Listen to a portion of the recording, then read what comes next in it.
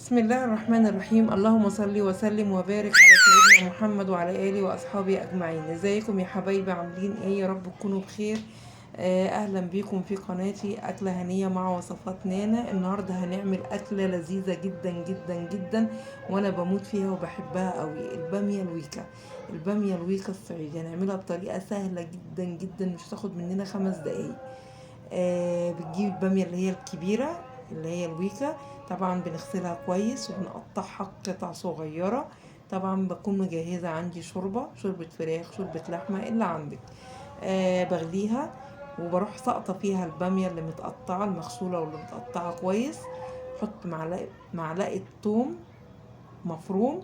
وزي ما انت حابه بقى، حابه هتكون حراقه بتحطي قرن فلفل حامي، حباها تكون مش حراقه بتحطي فلفل رومي. المهم قرن من ده او قرن من ده مع الثوم. والشوربه بنسيبها طبعا تغلي على النار، يعني لغايه ما تستوي. ما بتاخدش وقت كتير خالص، يعني حوالي 10 دقايق او ربع ساعه. بنبص الاقيها استوت اهي معايا اهيت، ما خدتش اي وقت معايا في السوا. طبعا بشوفها انا اهوت بالمعلقه كده بلاقيها استوت.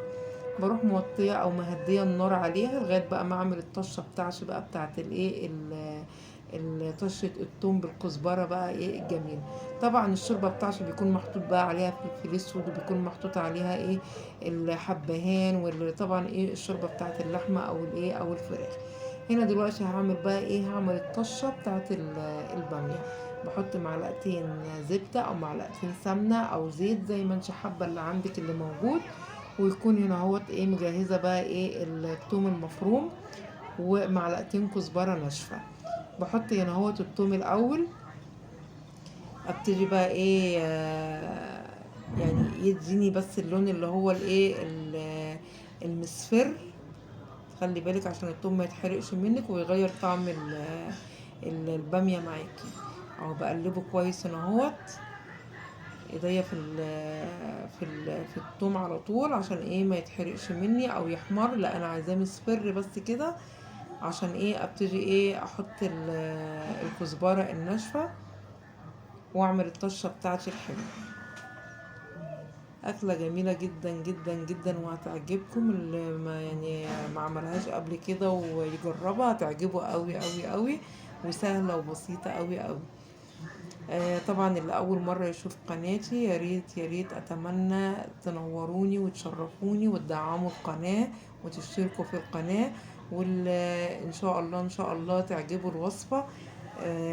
يعني ما يبخلش عليا في اللايك الحلو والكومنتات الجميله بتاعتكم اللي بتشجعني وتدعمني كده وايه، وتخلي يعني الواحد ايه يعني يبقى ليه نفس كده ان هو ايه يشتغل ويقدم وصفات فدلوقتي اهوت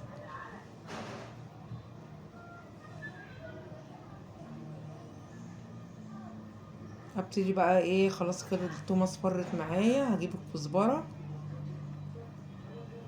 الناشفه بقى، هبتدي ان اهوت ايه هحطها اهوت اهي.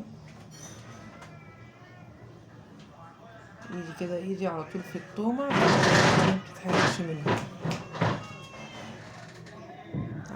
حطيت انا اهوت الكزبره الناشفه، معلقتين كده من الكزبره الناشفه. بسم الله ما شاء الله، الله اكبر كده. يعني ما اقولكوش بقى الريحه، يعني حاجه كده، حاجه جميله جدا جدا جدا. اهو خلي بالك عشان الكزبره ما تتحرقش منك، على طول بتقلبي كده اهوت فيها اهيت. انا بوريكم ازاي ان انا ما يعني ما بشيلش ايدي من التومه عشان ما تتحرقش او ايه او لونها ايه يحمر معايا او لا. انا بس ايه بخليها ايه تبقى مصفره معايا كده اهوت عشان تديني ايه الريحه والطعم الحلو ايه في الباميه. كده خلاص كده ايه يعني ايه تعتبر التومية معايا كده ايه خلاص كده ايه استوت، اصفرت معايا هي والكزبرة اهيت. خلاص بقى هنبتدي بقى نطشها ايه على البامية اهوت زي ما احنا شايفين. طبعا انا ايه موطية على البامية مش طافية عليها اهي.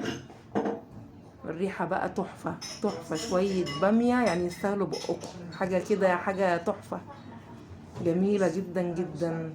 جربوها ان شاء الله تعجبكم، والطريقة سهلة جدا.